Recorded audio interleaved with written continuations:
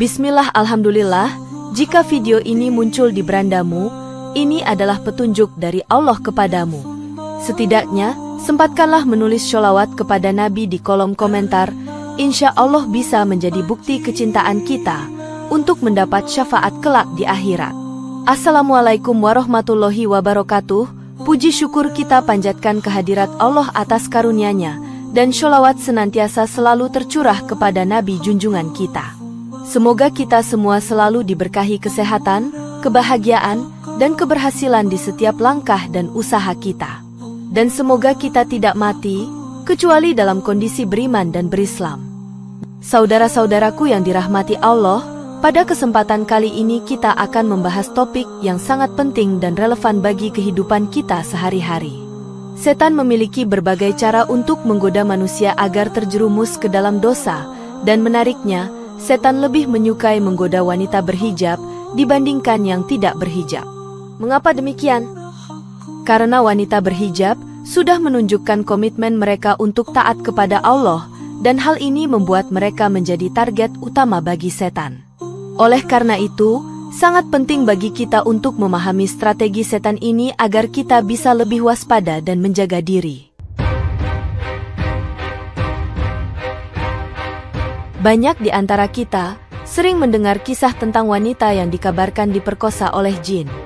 Dikatakan bahwa setiap wanita yang mengalami kejadian seperti itu memiliki ciri-ciri tertentu yang tidak lazim. Allah menciptakan jin dan manusia untuk hidup berdampingan, meskipun dalam dimensi yang berbeda. Manusia umumnya tidak dapat melihat jin, kecuali dengan karunia khusus seperti kemampuan spiritual yang diberikan oleh Allah. Sebaliknya, jin dapat dengan mudah melihat manusia. Karena itulah, setiap manusia, terutama wanita, perlu waspada terhadap jin yang diyakini tertarik pada manusia, terutama kaum wanita, bahkan sampai melakukan pemerkosaan.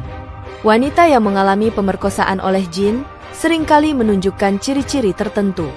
Mereka sering bermimpi dihampiri oleh sosok laki-laki, baik yang dikenal maupun tidak. Mereka cenderung meninggalkan sholat dan menjauh dari ketaatan kepada Allah. Selain itu, mereka sering memperpanjang waktu mandi tanpa membaca doa masuk atau keluar, serta lebih memilih mendengarkan musik daripada membaca Al-Quran.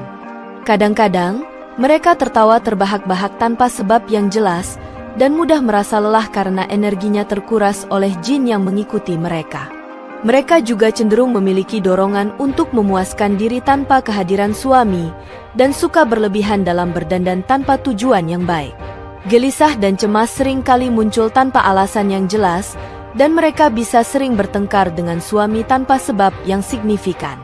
Mimpi-mimpi tentang binatang, terutama ular, seringkali menandakan kehadiran jin dalam kehidupan mereka.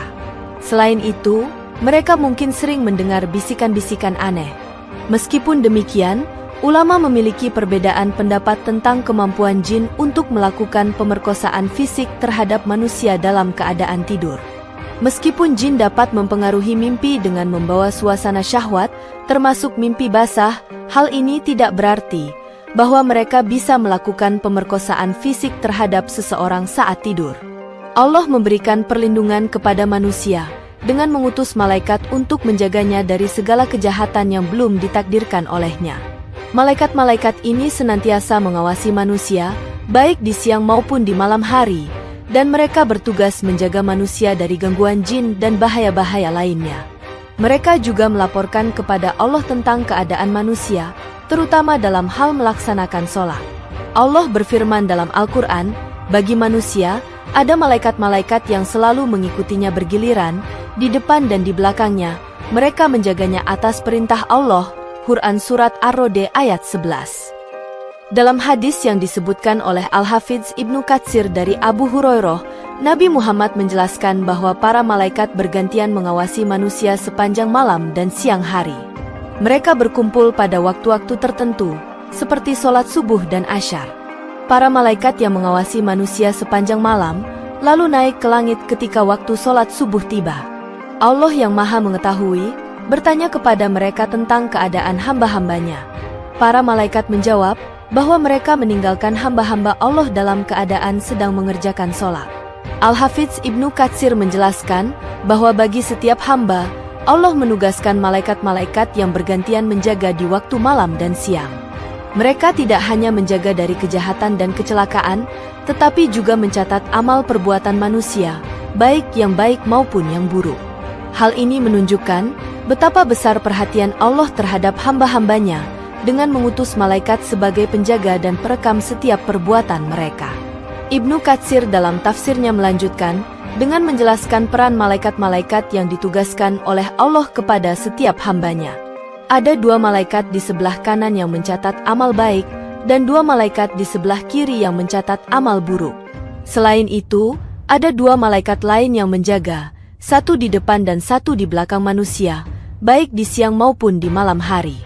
Totalnya, ada 4 malaikat yang bertugas di siang hari, dan 4 malaikat lainnya di malam hari untuk menjaga dan mencatat amal-amal manusia. Selanjutnya, Ibnu Katsir mengemukakan riwayat dari Mujahid, seorang tabi'in, yang menjelaskan bahwa setiap hamba Allah ditemani malaikat yang diutus untuk menjaga mereka, baik ketika tidur maupun saat sadar dari gangguan jin dan bahaya lainnya. Malaikat ini memberi peringatan setiap kali ada ancaman yang mendatangi hamba tersebut, kecuali musibah yang telah ditakdirkan oleh Allah dan pasti akan menimpanya. Oleh karena itu, anggapan bahwa jin bisa menggauli wanita saat mereka tidur seharusnya dipertanyakan. Para ulama menjelaskan bahwa jin tidak memiliki kemampuan untuk mengganggu manusia secara fisik.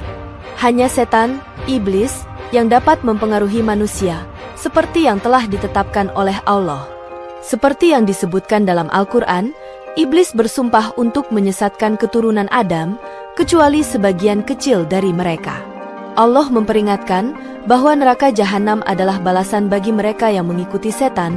Quran Surat Al-Isra 62-63. Gangguan yang mungkin dialami oleh muslimah tidak berarti pemerkosaan fisik, melainkan upaya untuk menjatuhkan kehormatannya. Bahkan, setan diberi kesempatan untuk menggoda manusia dengan janji-janji dunia, seperti harta dan keturunan.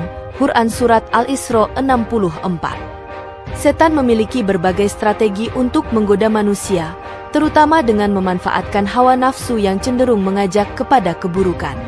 Mereka sangat paham akan kecenderungan nafsu manusia dan terus berusaha untuk menggoda agar manusia melanggar batasan-batasan yang telah ditentukan oleh Allah, termasuk dalam hal menjaga hijab atau pakaian muslimah.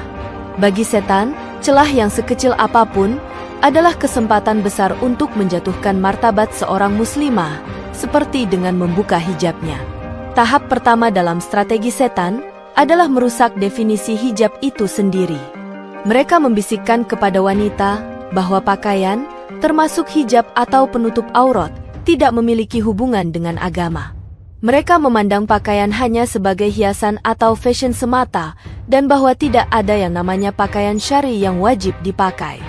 Dengan cara ini, setan berusaha membuat manusia berpikir bahwa bentuk dan jenis pakaian tidaklah penting, sehingga dalam perubahan zaman atau budaya, pakaian juga harus mengikuti perubahan tersebut. Namun, bagi mereka yang teguh pada keyakinan bahwa hijab adalah bagian dari pakaian syar'i dan identitas keislaman, mereka akan tetap memegang teguh hijab mereka dalam segala situasi. Jika seorang wanita tetap teguh pada prinsipnya untuk memakai hijab, setan kemudian akan mencoba menggoda dengan strategi yang lebih halus. Mereka bisa membisikkan agar membuka sedikit bagian tangan, atau bersolek dan mempercantik diri secara berlebihan yang bukan untuk suami. Ini adalah langkah setan untuk merintangi mereka dari jalan yang lurus, yang tidak ada celah di dalamnya.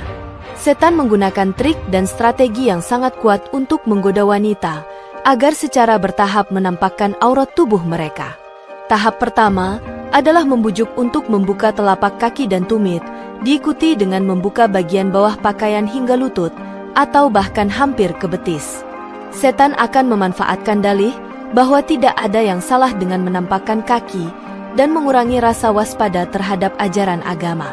Selanjutnya, setan akan menggoda untuk membuka bagian atas pakaian, seperti membuka kancing di leher dan dada. Mereka menawarkan pilihan pakaian baru yang menonjolkan bagian leher dan dada dengan model-model seperti setengah lingkaran atau segitiga, yang secara tidak langsung menonjolkan bagian sensitif dari tubuh wanita. Tahap berikutnya adalah menggoda untuk menampakkan seluruh kaki, dan pada tahap terakhir, mengenakan pakaian mini yang menampakkan bagian bawah paha. Setan tidak berhenti di situ. Mereka terus menggoda untuk meninggalkan pakaian longgar dan beralih ke pakaian ketat dengan dalih agar nyaman dan mempermudah gerakan sehari-hari. Dalam setiap tahap tersebut, setan menggunakan berbagai alasan untuk meyakinkan wanita bahwa perilaku tersebut tidak masalah. Mereka menjanjikan kenyamanan dan keleluasaan dalam berpakaian, serta menekankan pentingnya tampil serasi dan menarik. Namun, setan menutupi fakta bahwa perilaku ini bertentangan dengan ajaran agama Islam dan dapat menimbulkan fitnah bagi diri sendiri dan orang lain. Mereka mengaburkan pandangan akan konsekuensi dari tindakan tersebut terhadap martabat dan kehormatan seorang muslimah. Akhirnya, penting bagi wanita muslim untuk tetap teguh pada prinsip hijab yang syar'i sebagaimana yang diajarkan oleh agama Islam, serta waspada terhadap godaan dan tipu daya setan yang berusaha untuk menggoda mereka menjauh dari garis yang benar. Demikian yang dapat saya sampaikan, semoga yang menyimak sampai akhir terhindar dari neraka dan dimasukkan dalam surganya.